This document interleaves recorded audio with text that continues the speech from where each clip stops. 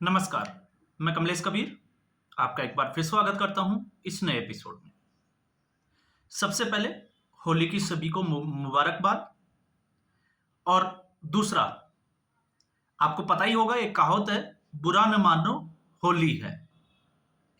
और इस वक्त क्योंकि बिहार मान के चलिए कि चुनाव में जा चुका है, चुनावी तैयारियां जोरों शोरों से चल रही है और अब जिस तरीके की खबरें आ रही है उससे तो आपको यही लगेगा कि राजनीति में सब कुछ जायज है। अब सब कुछ जायज कैसे है? तेजस्वी यादव ने मीडिया ब्रीफिंग करते हुए कहा कि नीतीश कुमार ने उनकी मां राबड़ी देवी को गंदे इशारे किए, वो इसकी वीडियो निकलवाएंगे और फिर जनता के सामने जाएंगे। मतलब सीधे तौर से नीतीश कुमार के चरित्र के ऊपर हमला करने की एक पूरी कोशिश की गई। अब हम समझेंगे कि यह मुद्दा बनेगा या नहीं बनेगा, या फिर इसके पीछे की असल वजह क्या है। तो सबसे पहले हम बात करेंगे लालू प्रसाद यादव की। लालू प्रसाद यादव की तबीयत जो है वो अब साथ नहीं देती। चारा घोटाले में वो ऑलरेडी सजायाफ्ता है, मेडिकल लीव के ऊपर वो जो है वो जमानत पे बाहर है। तो ऐसी स्थिति में इस बार तेजस्वी यादव को मुख्यमंत्री बनाने के लिए आरजेडी ने कमर कस ली है। अब तेजस्वी यादव लालू प्रसाद यादव का एक बड़ा सपना है कि उनके जाते जाते वो तेजस्वी यादव को मुख्यमंत्री बनाकर चले जाए, क्योंकि उसके बाद हो सकता है तेजस्वी यादव का नंबर आए या नहीं आए, ये जो है वो शंका भी है और क्वेश्चन मार्क भी है। तो ऐसी स्थिति में इसकी जिम्मेवारी दी है महिला होने के नाते राबड़ी देवी को।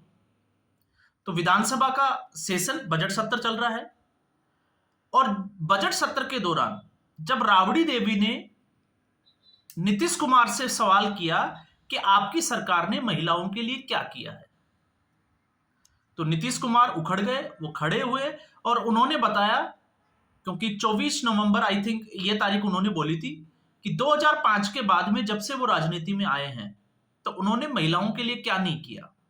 आज महिलाएं पढ़ रही है, इस तरीके की बात उन्होंने इससे पहले 2005 से पहले नीतीश कुमार के आने से पहले, मैं नीतीश कुमार की बात कर रहा हूं, महिलाएं जो है वो 5वीं क्लास तक ही पढ़ती थी। उसके बाद में मामला जो है वो विधानसभा के बाहर आया, मीडिया वाले जो है वो राबड़ी देवी को घेरते हुए नजर आए और राबड़ी देवी से जब पूछा तो उन्होंने सीधे तौर से नीतीश कुमार के ऊपर भंगेड़ी के आरोप लगा दिए कि वो भांग खाकर आता है विधानसभा में और विधानसभा में महिलाओं का अपमान करता है। उसने मेरा भी अपमान किया। अब सीधी बात तो यही थी, और ये बात क्यों चुभी होगी उसके पीछे अगर तर्क जानने की कोशिश करें तो हम इतना आकलन जरूर कर सकते हैं, क्योंकि राबड़ी देवी सिर्फ 5वीं क्लास तक पढ़ी हुई है। तो यहां पर राबड़ी देवी को शायद ये बात चुभ गई, लेकिन तेजस्वी यादव ने इस बात को जो है वो नीतीश कुमार के कैरेक्टर की तरफ मोड़ने की कोशिश की कि नीतीश कुमार ने राबड़ी देवी की बिंदी को लेकर कोई इशारा किया और उन्होंने याद दिलाया, आपको पता ही होगा एक बार इससे पहले भी विधानसभा के पटल पर नीतीश कुमार ने महिला के लिए, आपको पता होगा, विड्रॉ करने वाला एक स्टेटमेंट दिया था, उसे बोलने की जरूरत नहीं है। तो यहां पर एक चीज जो है वो साफ तौर से कि नीतीश कुमार का स्वास्थ्य जो है वो नीतीश कुमार के इस वक्त साथ नहीं है, चाहे वो उम्र का तकाजा हो या भूलने की बीमारी। तेजस्वी यादव इसको अगर मुद्दा बनाता तो मुझे लगता है कि थोड़ा ज्यादा जो है वो राजनीति में फायदा ले सकते थे, क्योंकि वो हमेशा, आपने देखा होगा, नीतीश कुमार के ऊपर ये बात कहकर हमलावर हो जाते हैं कि उनकी जो सरकार है वो 4-5 ब्यूरोक्रेट्स मिलकर चलाते हैं, कुछ अधिकारी मिलकर। और इस तरीके की जो है वो घटनाएं आपने देखी भी होगी, अपने से कम उम्र वालों के पैर छूना, कुछ भी बोल देना। तो इससे आपको यह लग सकता है कि नीतीश कुमार का स्वास्थ्य जो है वो खराब है, अब राजनीति जो है वो नीतीश कुमार से आगे बढ़नी चाहिए। लेकिन आप महिलाओं का सहारा लेकर और अपनी मां का सहारा लेकर अगर आप राजनीति का मुद्दा बनाने की कोशिश करोगे तो मुझे नहीं लगता बिहार में इस तरीके का कोई मुद्दा जो है वो चलने वाला है। तो फिर असल राजनीति का खेल क्या है? असल राजनीति का खेल जो है, अगर उसको समझना है तो हमें समझना पड़ेगा, क्योंकि नीतीश कुमार जब से बिहार के मुख्यमंत्री बने हैं उसके बाद से ही हमेशा किंग मेकर की भूमिका में रहे हैं, चाहे जेडीयू की सीटें कितनी भी रही। अब मैं ऐसा क्यों कह रहा हूं, क्योंकि 75 सीट्स आरजेडी की है, 74 भारतीय जनता पार्टी की है और लगभग 43 के आसपास जो है वो नीतीश कुमार की है। तो नीतीश कुमार जिस पार्टी के साथ रहेंगे मुख्यमंत्री उसी का बनेगा। अब आप इसको महाराष्ट्र के साथ कंपेयर कर सकते हैं कि आने वाले चुनाव में हो सकता है कि भारतीय जनता पार्टी ज्यादा सीटें लेके आ जाए, लेकिन ये जो है अगर भारतीय जनता पार्टी 80 सीटें 90 सीटें भी ले आती है तो भी उनको नीतीश कुमार की जरूरत पड़ने वाली है। लेकिन यह जरूर हो सकता है कि नीतीश कुमार से अगर आगे जाकर जो है वो जेडीयू को सोचना पड़ेगा, और जेडीयू के कई नेता जो है वो पब्लिक डोमेन में इस तरीके की बात करते हुए नजर भी आते हैं कि अब नीतीश कुमार से आगे बढ़ना चाहिए। क्यों? क्योंकि सीधी सी बात है, उनका स्वास्थ्य जो है वो अब साथ नहीं दे रहा। लेकिन इस वक्त दरबारी मीडिया आपने देखा होगा लोकसभा चुनाव के बाद में लगातार जो है वो ये दिखाने की कोशिश करता है कि नीतीश कुमार अब पलटेंगे, अब भारतीय जनता पार्टी के साथ खेला हो जाएगा, मोदी और अमित शाह की नींद उड़ जाएगी। उन लोगों के गाल पे तो ये बिल्कुल जो है वो करारा तमाचा है कि इतने 4-5 महीने में नीतीश कुमार ने पलटी नहीं मारी।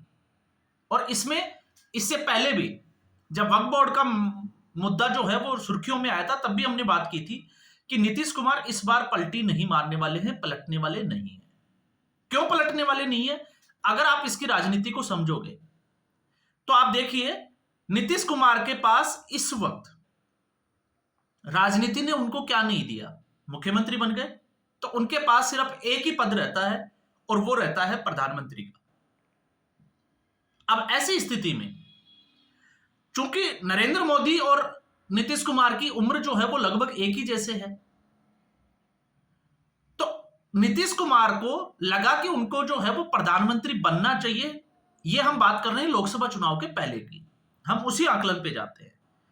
तो नीतीश कुमार ने एक प्लान किया और उस प्लान में कहीं ना कहीं लालू प्रसाद यादव भी जो है वो भागीदार थे, क्योंकि लालू प्रसाद यादव की मंशा यह थी कि जब नीतीश कुमार दिल्ली की राजनीति में चले जाएंगे तो बिहार की राजनीति में उनका पद खाली हो जाएगा और उनका बेटा तेजस्वी यादव जो उप मुख्यमंत्री है उसको मुख्यमंत्री का जो कुर्सी है वो मिल जाएगी, या रास्ते का जो कांटा है वो साफ हो जाएगा। लालू प्रसाद यादव ने पूरी कोशिश भी की।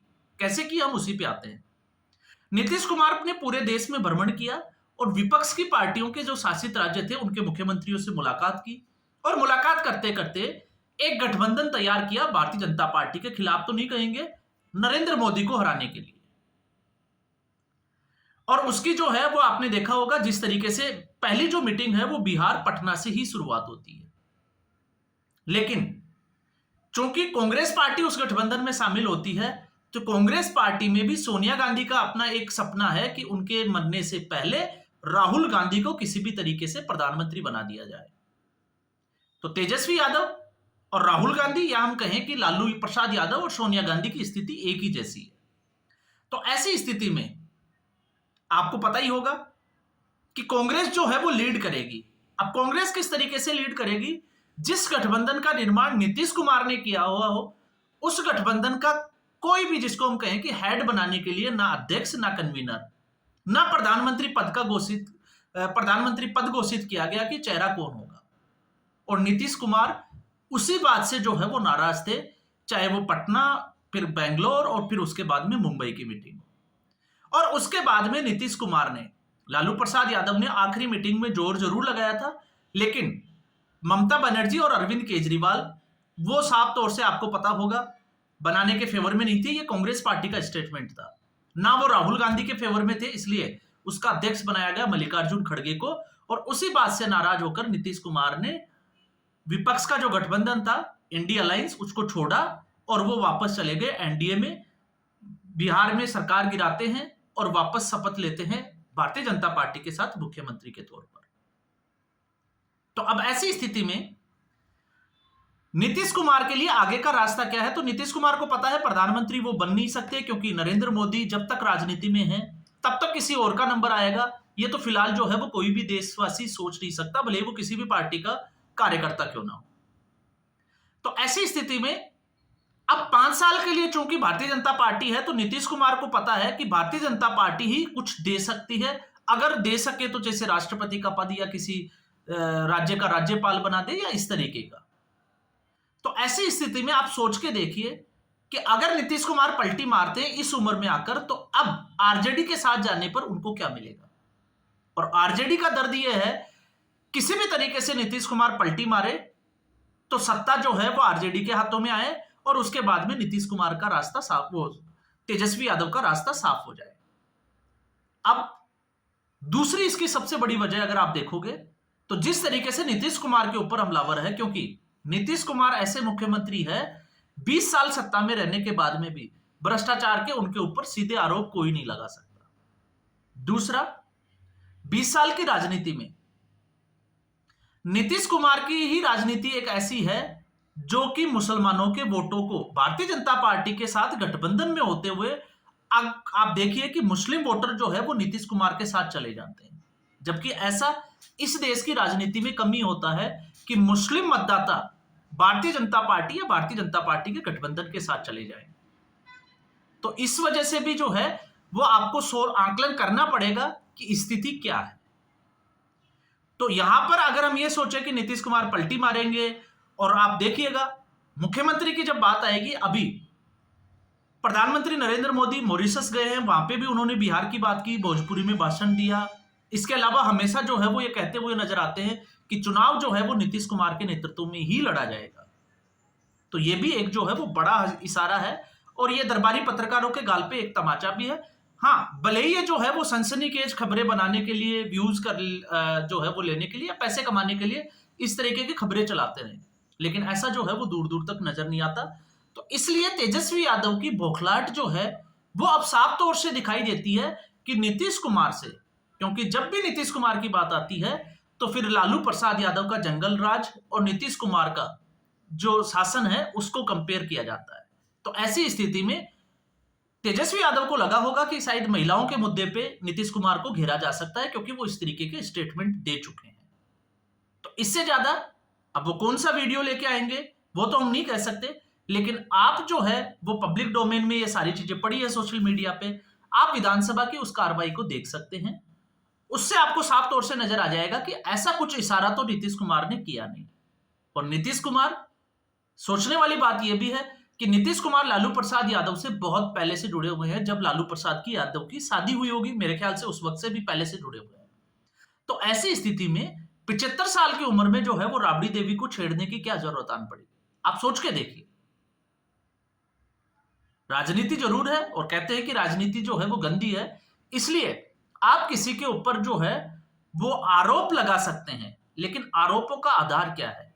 और यही नेता आज अगर नीतीश कुमार मान लेते, संभावनाएं तो नहीं है, 100% संभावना नहीं है, लेकिन फिर भी अगर नीतीश कुमार एनडीए का साथ छोड़कर आज अगर आरजेडी के साथ चले जाते हैं, तो यही तेजस्वी यादव जो है वो चाचा जान बोलते हुए नजर आएंगे। और आप देखिएगा, चुनाव होने दो, इसके बाद में जिस तरीके से इनके पारिवारिक संबंध है नीतीश कुमार और लालू प्रसाद यादव का, ये एक साथ बैठे हुए भी नजर आएंगे, खाना खाते हुए भी नजर आएंगे। तो राजनीति में सब कुछ चलता है।